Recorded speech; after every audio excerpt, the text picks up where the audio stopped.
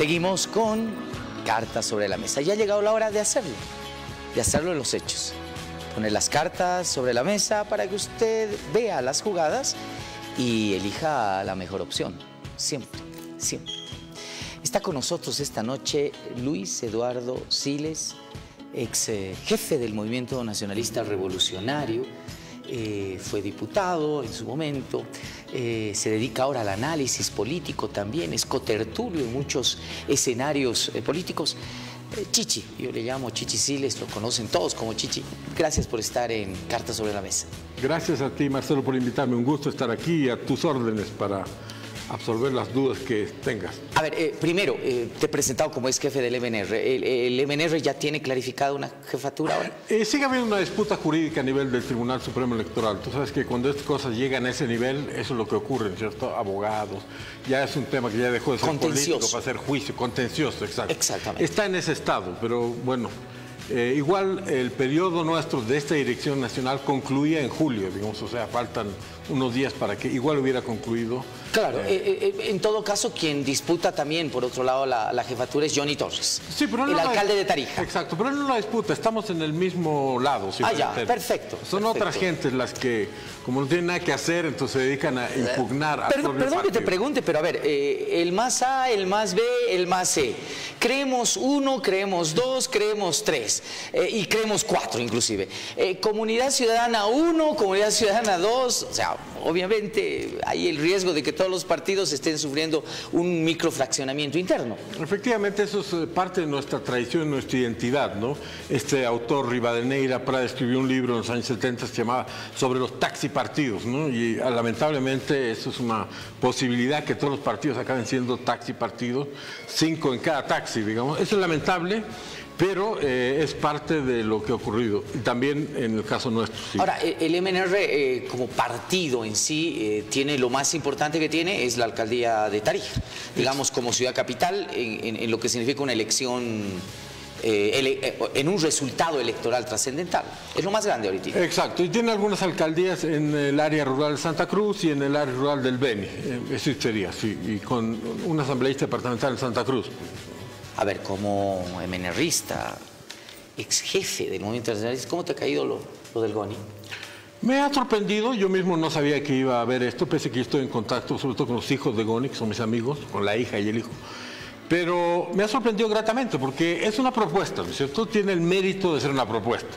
En esta época en que el debate político se limita a decir que el uno es más narco que el otro, porque eso es lo que escuchamos todos los días, una propuesta seria, completa, comprensiva sobre la Constitución, que refleja una visión, me parece interesante. Y las ideas que hay ahí, si bien no son novedosísimas todas, pero son ideas que merecen la pena ser discutidas, como esta idea de que haya un presidente que tenga autoridad moral. Me parece que el tema moral realmente tiene que tener un lugar en nuestro futuro, porque si no pero eso no lo resuelves con una propuesta de constitución política del Estado únicamente. Claro, pero aquí la intención de, en esta figura, como son los presidentes de regímenes parlamentarios, el presidente es una especie de figura que está encima del bien y el mal, que todos respetan. Ahora, pensando quién podría ser, realmente nuestra lista no fue muy extensa. Sí, claro. A ver, la propuesta creo que en el fondo no ha sido debatida, no ha calado tal vez como se quería, pero sí llaman la atención algunas cosas. Y yo sé que tú, pese a no ser jefe del MNR o ya estar a punto de concluir tu mandato, vas a querer seguir estando en la brega y en la lucha política, por supuesto. Sí, eso es algo definitivo. ¿Qué pasa con las oposiciones aquí? Es decir, ¿tiene que venir alguien de 93 años desde Estados Unidos, enviar una carta después de 20 años de silencio para que exista un esbozo de propuesta por parte de las oposiciones políticas? Yo creo que tenemos que rendirnos ante esa evidencia, ¿no es cierto? Eso es lo que ha ocurrido. Oye, pero es vergonzoso, o sea, perdón, pero es vergonzoso. El debate es que tiene que ser un joven, que basta de viejos, que los viejos ya han cumplido su ciclo, que venga una nueva persona, una nueva cara, y una muy antigua como él, nonagenario. Te imagino lo que es tener 93 años, por favor. Le tira esta propuesta, descoloca a moros y cristianos, oficialistas y opositores, e incluso a la sociedad en su conjunto. Pero bueno, creo que es una buena elección también desde ese punto de vista, ¿no? que decir lo joven es bueno y lo viejo es malo, no necesariamente las cosas son así. Sí, pero más allá de lo viejo y lo nuevo, que es una dicotomía que no deja de ser importante, y es una época de transición, Chichi, o sea, eso va a seguir todavía un rato. En las épocas de transición, lo viejo no termina de morir, lo nuevo no termina de consolidarse. Eso es absolutamente típico en una época de transición. ¿Qué pasa con el silencio de las oposiciones políticas? ¿Hay una incapacidad de proponerle algo alternativo a lo que tiene el MAS en este momento? Yo creo que ha habido un letargo que ahorita está dando sus resultados que son nulos, ¿no es cierto? Durante todos estos años la oposición se ha acostumbrado a decir muy poco, incluso después de los eventos de 2019 la oposición no hizo lo que tenía que hacer, el que podía haber ganado don Carlos Mesa no defendió como tenía que haber defendido, ¿no es cierto? Porque él era el principal engañado por el fraude que hubo en el 2019, sus electores fueron los engañados y todo el país, pero no peleó la cosa con la fuerza que hubiéramos querido que la pelee. Y después, bueno, ha habido muchos problemas, también resultado de una estrategia oficialista, ¿no? Desde el 2003, el objetivo aquí es acabar con los partidos, ¿no? Se les ha cortado su financiamiento, se ha enjuiciado a sus líderes, se ha judicializado la política, se ha establecido una retórica según la cual todas las cosas malas que ocurren en Bolivia y en el mundo es culpa de los partidos. También hay que reconocer ese lado, pero por otro lado había una falta de creatividad, de energía y de talento y de huevos, digamos, ¿no? Porque aquí se necesita coraje para enfrentar Estoy de acuerdo contigo, pero obvia es un hecho fundamental. Y yo creo que las oposiciones políticas no se pueden recuperar de algo en las que fueron metidas en la bolsa. El gobierno de Yanine Áñez.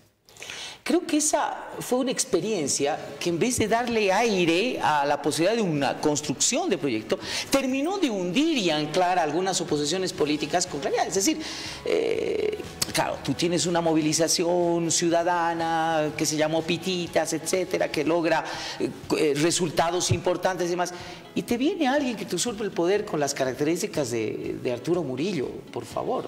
Obviamente que el retorno del MAS estaba cantado. Bueno, a mí me parece importante no generalizar, ¿no? No todos hemos estado metidos en el gobierno de Yanine Áñez. Es más, yo le mandé una carta pública extensa diciéndole cómo va usted a candidatear, cómo se le ocurre semejante idea a sus asesores, a usted y a quien fuera.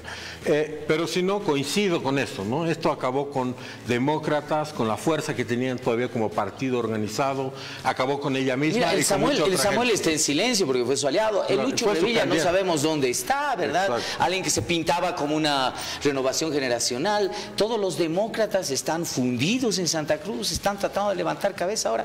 Es decir, se ha llevado una generación importante. Y el resto, como que apagar la factura por una razón, no supieron en ese momento diferenciarse adecuadamente del régimen de Áñez. También hubo un momento excepcional que era el de la pandemia, ¿no? Esta situación tan rara que vivimos todos y que era el contexto político en ese momento también, ¿no es cierto? Es un contexto que influye en el contexto político. Pero sí, la mayoría no supieron establecer su posición claramente. Volvamos al tema de las oposiciones políticas. ¿Vamos a repetir libretos con las oposiciones políticas? Eso significa que de repente de acá a unos 6, 7 meses vamos a ver quién está mejorcito, quién se pinta mejor, y sobre eso va a haber una juntuchita donde se va a tratar de hacer un candidato, te vas a dividir las diputaciones, las senaturías, tú por acá, tú por allá, ¿verdad? Por ahí Santa Cruz veremos qué dice. Por ahí Santa Cruz dicen, yo voy con mi pelotita a jugar en los regional, cuido las joyas de mi abuela, así que voy a tener mi partidito, mi propio candidato. ¿Se van a repetir los libretos? ¿Cómo ves el papel de las oposiciones ahora? Bueno, muy difícil predecir qué es lo que va a ocurrir, pero a mí parecería importante dos cosas. Lo primero, tenemos que llevar a cabo una reivindicación para que el Tribunal Supremo Electoral actúe imparcialmente. Es imposible ir a unas elecciones si no se considera el tema del padrón y el tema de otras actitudes que tiene el tribunal. Los mismos líos que describías en mi propio partido tienen su origen en una actitud discrecional del tribunal en muchos aspectos que hacen a tutelar el trabajo de los partidos políticos, a intervenir prácticamente a los partidos. Es un tema que todavía no hemos hablado con suficiente contundencia. Y lo segundo, entre los partidos de oposición tiene que haber un debate sobre los temas de fondo. O sea, como lo plantea la Constitución de Goni, a uno le puede gustar, no gustar, pero discutamos esas cosas, discutamos ideas, propuestas, y no solo el candidato candidato, quién va a ser el candidato, el único que cuenta es el Mesías, el candidato opositor. No, ¿qué propone este señor que va a ser el candidato? ¿Qué propuestas tiene? ¿A dónde quiere ir? Son temas que tenemos que discutir previamente antes de ir a las elecciones. Sin embargo, hay un riesgo, ¿no? El MAS puede ir en 2 o en 3 candidaturas por ahí, pero hoy la oposición puede ir en 10. Efectivamente, es algo que puede ocurrir y en democracia puede ocurrir.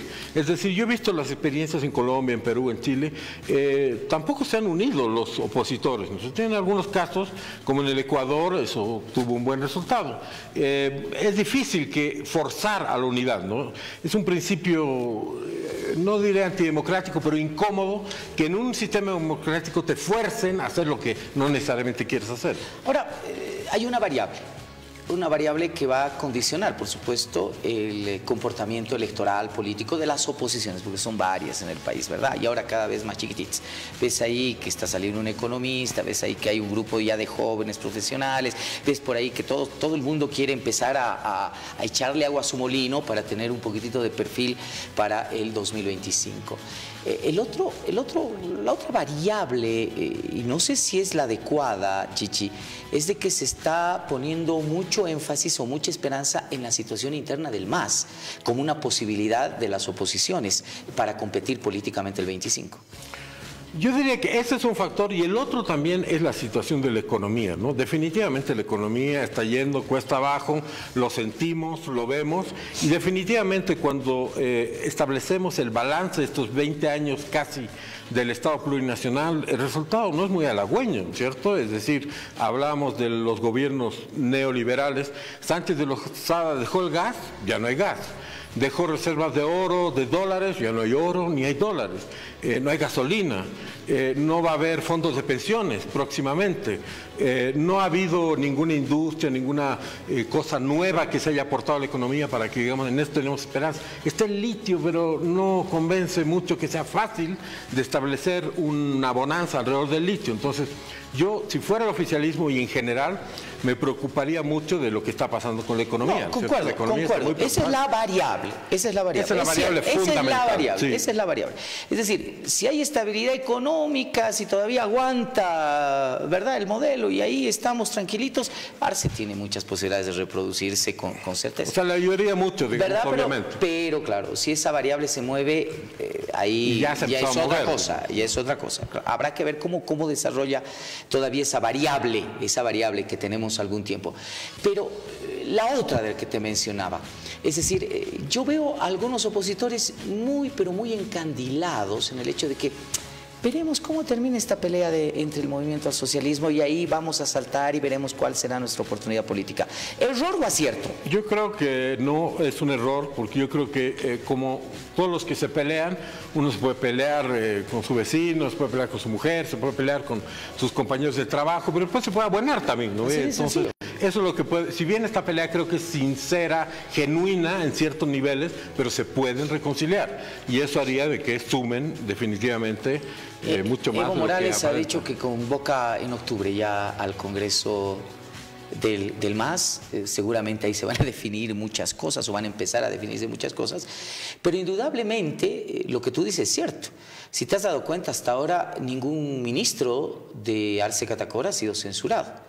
Las leyes que ha pedido el presidente han sido aprobadas con toda tranquilidad, con toda facilidad. Por supuesto. Es decir, hay canales políticos, ¿verdad?, donde la violencia verbal puede encontrar ciertos arreglos. ¿Qué se te dice, Chichi, que cerca de la elección el MAS se vuelva a recomponer y vaya como una fuerza política arrasadora otra vez? Bueno, hay diferentes variables también que no hemos tomado en cuenta, ¿no? Evo Morales es una persona que tiene las indicaciones y acusaciones tan graves que tiene de toda índole. ¿Realmente el sistema del país va a permitir que él candidatee aquí como si nada? Es decir, habiendo sido en su momento los procesos abiertos en la época de Yanine, pero igual fueron abiertos por terrorismo, por pedofilia, por estupro, por el mar, por el Silala, por la coca, etcétera, etcétera, etcétera. Y como si nada, aquí vuelve y es candidato. Yo creo que esa pelea, la posibilidad de que él sea o no, es una primera pelea que va a haber y que va a polarizar esta sociedad. Yo creo que realmente Bolivia podría espantarse y movilizarse ante la idea de que este señor, después de haber huido del país, después de haber hecho todo lo que ha hecho, venga como Pedro por su casa a ser candidato. Sería la ratificación de que el sistema no funciona y de que esto es un fraude absoluto. De hecho, sus procesos que fueron abiertos a nivel de la Fiscalía han sido cerrados, etc. Esto no puede quedar así. O sea, la ciudadanía se va a movilizar por este tema. Estoy de acuerdo que Evo está pataleando ahí por buscar y mantener todavía alguna vigencia política, pero no es la única ficha del MAS, Chichi. No, por supuesto. Y un segundo problema que tiene esto que está pasando en la Argentina, en el Perú, o sea, este señor, como no puede convulsionar Bolivia, va a convulsionar a los vecinos. Es un tema preocupante. Pero no es la única ficha del MAS, pero sí tenía él el recurso de unir realmente, ¿no? O sea, logró eso, hay que reconocérselo, de unir a todos alrededor de él.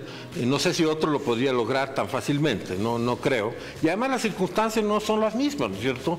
Del 2006 al 2015 llovió dinero en este país y ellos lo administraron a su regalado gusto. Eso ya no es así y por lo tanto va a ser más difícil. Pero en todo caso, lo que la oposición tiene que hacer es una propuesta integral y completa y la vamos a hacer. Y esperemos que podamos debatir esa propuesta. ¿Para cuándo? La pregunta.